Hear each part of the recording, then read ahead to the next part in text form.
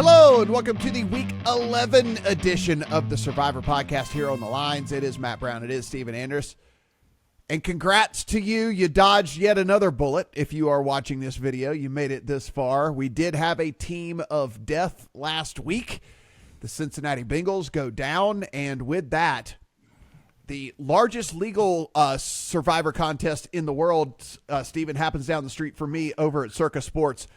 37% of the remaining entrants gone on the Cincinnati Bengals. And you and I, listen, this is not like a, hey, pat ourselves on the back thing or anything right now. But you and I said last week, look, Dallas is a free square.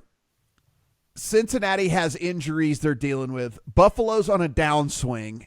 Like, let's not get too cute this week. Let's take the free square and move on. A lot of people did not follow that advice. A lot of people went different ways. And with that, it is a massive, massive exodus of players after week 10. And correct me if I'm wrong here, Matt, but even from the Circa perspective where you have the Thanksgiving schedule, I didn't understand the reluctance to use Dallas last week when you could shoot so many holes into the other favorites, considering that on Thanksgiving, you're still going to have a big favorite available in Detroit and a team in San Francisco who has dominated Seattle recently and shows no signs of that not being the case again. So, sometimes the chalk is good. And whether you were in Circa or elsewhere, Dallas was the right option. Hindsight's 2020. I get that. But even when you go the chalk, like in my personal pool, 57% of the entries chose Dallas, which, sometimes is not great game theory. But at the same time, 23% of my pool was eliminated despite me going with the chalk. So that's a win to me if you're in a pool. No, you're right, dude. I said it on a show. I mean, I host a show over on VSiN, and we go through the contest selections each and every week. And I said the same thing you did. I'm like, listen, I get it. If you were planning out your strategy at the beginning of the season, you probably were like, well, I have to save Dallas because I have to use Dallas on Thanksgiving. But as the season changed, then your thought should also have changed because, as you just mentioned, the Packers aren't any good. The Lions are good. The Jets are. You thought the Jets were going to have Aaron Rodgers. Like you thought that they don't have Aaron Rodgers. The Dolphins are much better than the Jets. So your options opened up a ton on Thanksgiving as opposed to just having to go with the Cowboys. And so this past week, you go with Cincinnati with a wide receiver 2 that was already definitely out, a wide receiver 1 that was questionable up until game time, and a key member of the defensive line that was ruled out and then ends up being one of the secondary guys that was ruled out. And then we mentioned the deal about Buffalo, and the reason we weren't in love with Buffalo either is like, listen, I want to be playing a team that at the very least is flatlined and is I would prefer to play a team on the up. I certainly don't want to be playing a team on the decline, and that is what happens with Buffalo. And Buffalo loses. By the way, another 6% of people in Circa had Buffalo, so 422 of the 1,149 gone on Cincinnati, and then another 69 gone on the Bills. So between those two, Steven, 43% of the pool is now eliminated after week 10. I was checking ESPN. 31% of entries were on the Bills and the Bengals in week 10 for one of the national pools. So, sometimes the chalk isn't as chalky as you might think. And sometimes it's just okay to move forward here. So, and I, we got a question in the comments last week and I replied to it with another video. And the question was a good one. It was, shouldn't I save the Cowboys for next week? They still have the Panthers next week with so many options this week that are decent favorites. And I'm like, well, this week in week 11, and we knew this last week, there's even more favorites this week than there were last week, and even safer favorites this week than there were last week. So use the Cowboys and move forward. And if you did, congrats to you. We are still alive. And as we look forward to week 11, Matt, we have a lot of options, and I would argue even better options than what was on the board last week. You talked about the Cowboys and the Panthers. They are currently 10.5 to 11-point favorites over the Panthers. The Detroit Lions are 10-point favorites over the Chicago Bears. The Dolphins are 12-point favorites over the Las Vegas Raiders. The Commanders are 10-point favorites over the Giants. If you want to throw the Jags as 6.5-point favorites over the Titans in there, the Niners are 11.5-point favorites over the Bucks. The Bills are full touchdown favorites over the Jets as well. So a ton of different options this week when it all comes down to it, Stephen. And listen, availability is going to come into play now. If you've made it this far, obviously you've had to use 10 different teams. And so you aren't going to have all of those teams available. But very likely, considering we do have 5 different double-digit favorites this week, you probably have one of them still available. Probably, most likely. For sure. I think, Washington's going to be popular this week, but if you watch this video, I think a lot of us burned Washington week 1 against Arizona. So that's an option that's probably not available for most of our viewers. If you go to the Survivor column on thelines.com and our friends over at Pool Genius, who are providing a great table for everybody with columns for win probability, popularity across all the pools, and expected value for this week, and lastly, future value for the rest of the season. It's all in one nice little table. And the popularity column this week in week 11 surprised me a little bit, because right now, Pool Genius is projecting Washington to be the most popular pick, I guess because they don't have much future value, as 10-point favorites against the Giants this week and Tommy DeVito. Secondly, the Detroit Lions at home against Chicago are up next, and I don't think their win probability is going to be as high as it is right now as we record on Tuesday afternoon. Yes. Once Justin Fields gets back into this lineup, which is what I project to be the case this week, Matt. Yep, I think that one is going to fall a little bit. I would hold off on Detroit, mainly because you do get Green Bay next week, and if you're wondering about like how you're going to go about next week, there's that. You have that in your back pocket for sure. For me, Stephen, I think I hate to say this because it's going to be a tough click, but guys, the Giants do not resemble an NFL football team right now. And I know it's a tough click to click on the Commanders. I get it, and it is still a defense that can be had, and it is still Sam Howell, who at times gets kind of sloppy with the ball and all that. Stephen, I think they could withstand 2 turnovers in this game and still win, by margin. And I don't think they're going to turn it over twice, but I'm saying worst case scenario, I think the Commanders could still turn it over twice and still win this game. And so I know that nobody had it in their plan to get to week 11 and use the Commanders if you still had them. But I think for me, it's just, honest to God, I have not seen a quarterback in recent memory, unless you, maybe you can remind me of somebody, but someone who has started multiple games in the NFL, I do not remember a quarterback as bad as Tommy DeVito in my memory. We have spot starts here and there and all of that. Denver had to start Kendall Hinton, a wide receiver, one time because they didn't have any quarterbacks. And but he started one game. I do not remember a starter that has started multiple games in a row that's as bad as Tommy DeVito. And I think I think any team in the NFL can beat the Giants right now.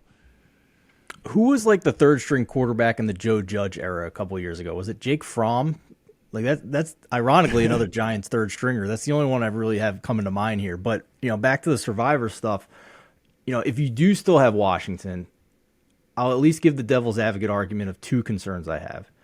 Number one is game theory based. If Pool Genius is right here and they are going to be the most popular pick, I'm not going to take them just for that reason, because of the quality of the team that they are to begin with and the other quality of teams we have at our disposal this week as double-digit favorites. That's the first reason, just strictly game theory.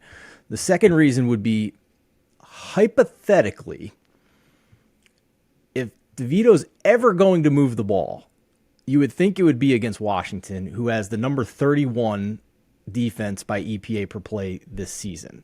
Now, DeVito was dead last a week ago against Dallas in all the advanced metrics for the quarterbacks that played in week 10. But it's also Dallas. So is he that bad against bad NFL teams? Probably not, but we also don't know if he's actually any good whatsoever. So I'm pretty confident saying he's not any good whatsoever. I'm never, I'll tell you this, I'm never betting Commanders as double-digit favorites ever, even against Tommy DeVito. No. But that's not the exercise here. Yes, yeah. This is a 1-point win moves us along. And again, I just don't. Again, barring a 4 or 5 turnover game, I just don't see an outcome in which the Giants win the game outright. Like, I just don't see it. Now, is a 5-turnover game in the realm of possibility with Sam Howell, who has been kind of loose with the ball a couple of different times this year? I mean, maybe, but I just don't see it. And the other thing about the double-digit favorite, Steven, is like, if you're in it, like, you made it this far, right? So now you kind of got to start thinking about, like, I might be in it to win it. How do I win it? And so Miami is certainly tempting, but Miami plays Tennessee in week 14. They play the Jets in week 15. Like, that is a really good back-to-back to have the Dolphins, right? Like, I mean, that is just a really, really solid, and both of those games are at home. Home against Tennessee, home against the Jets, week 14, week 15. San Francisco, who, now that they're all healthy, might be back into the top 3 best teams in all the NFL. It's a road game, I get it, but it's a hop, a skip, and a jump down the road to Arizona. You got Arizona in 15. You got Washington in 17. You got the Rams in 18. If you're playing for all the marbles and you're able to roll San Francisco out in week 17 or 18, like, you're going to feel pretty damn good about that too. And so like I said, it's a tough click for the Commanders. I get it. But man, Miami is so prime in 14 and 15. San Francisco so prime if you happen to make it down the home stretch. Like, I kind of want to have them, you know, and Detroit gets Green Bay next week. And it's, you know, Dallas might be a top 3 team in the NFL. So, like, rolling Dallas out against anybody's going to feel good, you know? And so, boy, it would be tough if I had the Commanders not to play them this week. I'll put it that way. So I'm glad you brought up future value and rest of season, because the matrix is vast, right? Even now that we're in week 11 for rest of the season, there's a million different combinations you can go with. And I have actually found that the Pool Genius subscription for Survivor has this one tool that's phenomenal, and it allows you to plug in the teams that you've already used and then gives you a map for the rest of the season, whether you want to do it based on expected value. In other words, your best chance of being the sole survivor at the end and taking all of the money, or if all you care about is just being one of several people at the end, so you split that pot where you're just going by teams most likely to win rest of year. So it's a phenomenal tool. It's under the NFL Survivor tab under a tool called Optimal Path, and you can click the link down in the description to get to it. And our partnership with them will allow you to get a 3-day free trial with them. And at this point, if you've gotten this far, you might as well maximize your chances of possibly winning your Survivor contest, because all of us have a lot of money on the line at this point. So, you know, you can manually go through all these schedules and try and figure it out, but this tool is phenomenal. I love it. I'm using it in my own pools. I honestly would suggest everybody else use it as well. So your point is well taken, though, on future value of some of these teams. For me, I've already used San Francisco against the Cardinals earlier this year. I used Dallas last week. The 2 teams I haven't used that I have an eye on for end-of-season scenarios, Matt, are the Kansas City Chiefs and the Philadelphia Eagles. The Eagles have a huge stretch here where I'm not going to use them. And then they have easy games the last 3 weeks of the year where if they lose a couple, like I think they will, those end of season games are actually going to be important wins for them, not like last year where they're sitting guys. So, and the Giants, Chiefs, Cardinals, Giants for them. To close out the season. Yeah, absolutely. And the Chiefs, you know, are probably the best team in the league still, and are going to be big favorites against most everybody every week, unless they're playing Philadelphia this week where they're about a field goal. I want to bring up the Bills. Obviously a crushing defeat. Now they get the Jets. Steven, I look at it like this, man. With the state of this team and they fire Ken Dorsey this morning. They're gonna have Joe Brady take over the offense and stuff. They got a game in week 17 against New England. Maybe they fix things by then. You know, like maybe they're back on the upswing. But do I think they lose to the Jets? No. Would it shock me if they lost to the Jets? Also no. So like I even as a full touchdown favorite, I'm still fading Buffalo. Week 17 against New England. By that point, New England will be literally trying to play for the first overall pick. Like that seems to be the plan for them at this point, is to punt on the season and try to get one of those top 3 picks so they can get a quarterback. So they are not going to be trying to win the game. Buffalo, given their situation right now, is probably going to need the game very, very badly. And again, they can't be worse than they are right now because this is about the bottom of the barrel for the Bills. And so it can only be a better version of the Bills by week 17. So I would pass on Buffalo this week. When I looked at the favorites this week, first team I crossed off was Buffalo. And you could try and get cute and say they're not going to be one of the more popular teams off of that loss, et cetera. But they're a disaster right now. We talked about the injuries in previous weeks. We talked about Josh Allen, whether he's right or not. Now they fire Ken Dorsey, the offensive coordinator. And Matt, I don't know what you think. He was the last guy I would have blamed for this situation. It was not Ken Dorsey's fault. It's not Ken Dorsey's fault that Josh Allen is throwing deep into double coverage with safety help over the top. It's not his fault that the defense was ravaged with injuries. So maybe Joe Brady improves it, but if it's not Ken Dorsey's fault that Gabe Davis is having balls go through his hands that would have been first downs, or people fumbling the ball for turnovers. So, I don't think an OC change fixes that. Maybe they rally and the players are a little bit more disciplined and focused. They certainly were moving the ball at will against Denver, but in a survivor context with this many options available, crossed off the list along with Washington for me, not just because I've used them already, but if I theoretically had them, they are one of the more popular teams this week. So I'm going game theory away from them. So that leaves a couple of very good options for me left on the table. What about Jacksonville? Jacksonville gets Tennessee this week. We see Will Levis look like a rookie quarterback this past week. I mean, it was god awful. If you didn't watch that performance, it was abysmal.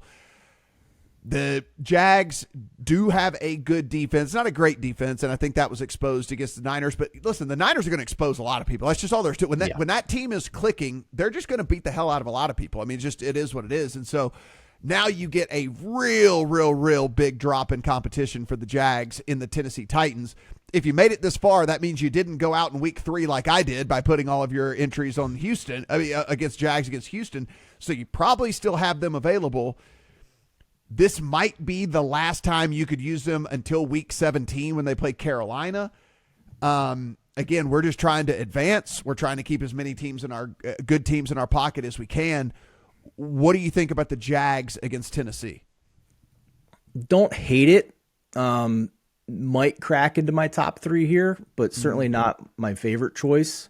Just respecting the market and seeing that they're still less than a touchdown favorite, and we've seen over and over again these less than touchdown favorites lose outright sometimes. Buffalo on Monday night, for example. Yeah. So I still think there's a couple other options there on the list I like better, but your point is well taken that Will Levis just doesn't seem like it at this point, and I don't put much stock into the loss to the 49ers. They're just in a different class than Jacksonville, and I kind of see Jacksonville as a team like Detroit that is going to beat up on some teams that are below them that have quarterback issues, but not be able to compete for a Super Bowl whatsoever. So for me, guys, my top 3 this week, and this is given everything that we're talking about here. This is given future value. This is given, as you guys well know, if you've been watching this for 10 weeks now, I have a very high risk tolerance, right? Like I put all my entries, like I had $5,000 worth of entries in the circuit. I put them all on the Jags in week 3. I busted, right? I mean, like I'm kind of go big or go home in all of this. And for me, it would be Washington. It's a tough click. I get it. My number 2 would be Jacksonville. It's a tough click. I get it.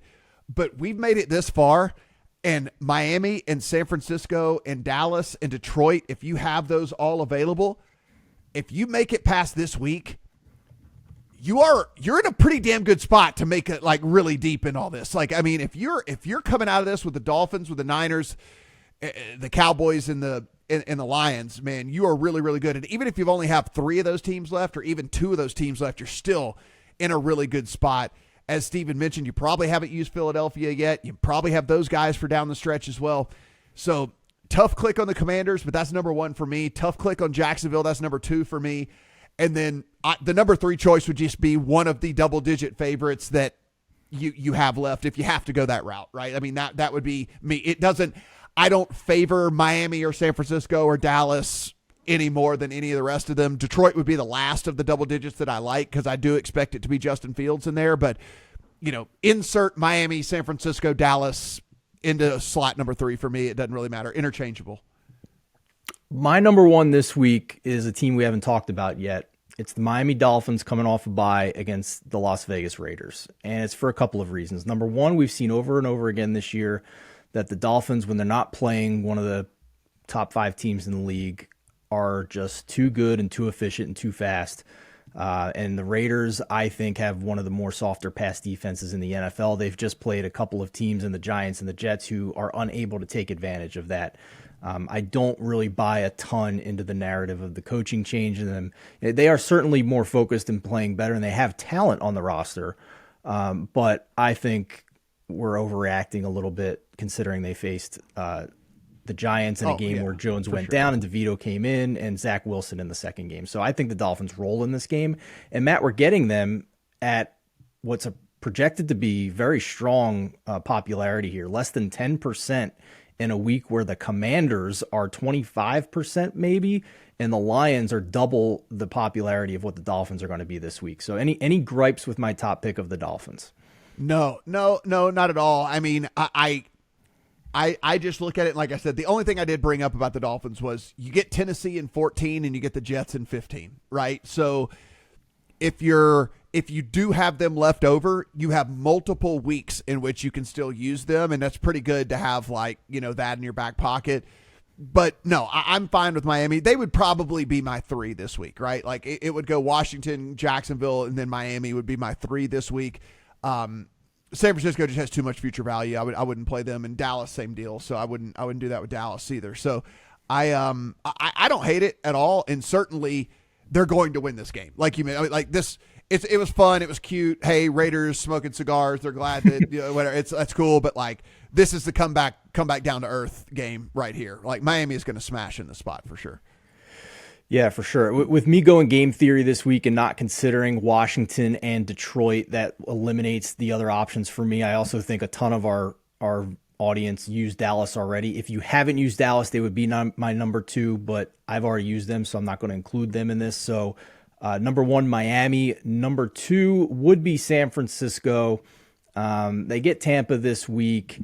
Next 3 weeks, 2 against Seattle, 1 against Philadelphia.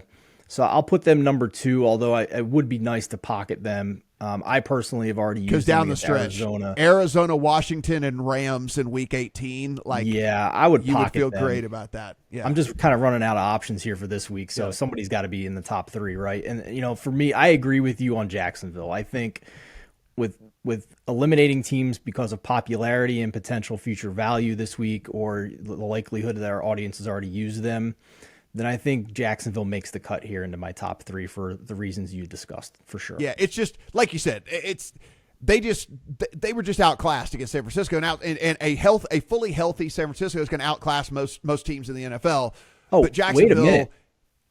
There's one team we haven't discussed yet that we really should. C.J. Stroud and the Houston Texans against Arizona. It's only a 4-point spread, but we're talking win probability. Do they at all come into consideration for you? Dude, Kyler looked good, and that was his first game in a year. Like now he's got a game under his belt. I'm not going there. I'm not going there. I think that's getting a little too cute in a week where you have a million options. I think that's getting a little too cute, in my personal opinion. I agree with you. I just wanted to make sure that we mentioned it. Yeah. So those are our picks, guys. I mean, listen, if you made it this far, again, I just can't. Hats off to you. That is awesome. I'm so glad. Yeah, so glad you were able to navigate so many different landmines throughout the course of the season so far. And again, you've gotten to the point now. Don't get cute. You can get strategic, but don't get cute, because your pool has now been demolished. Like you are one of the few survivors. You are one of the few left standing. In a week like this, you can get strategic, like we're saying, playing the Commanders, playing Jacksonville, whatever. Like you can get strategic without getting cute. Like we're also saying, like playing the Browns or playing, the Texans or something. You don't have to do that this week. You can still be strategic without getting cute and move on. And so, guys, we'll be back next week. Hopefully you'll be watching because you'll still be around. And man, it'll be a fun trek down to the end. And hopefully one of you that's been watching this all along is going to get a big paycheck at the end of the season. For Steven, I'm Matt. Good luck on your Week 11 Survivor picks.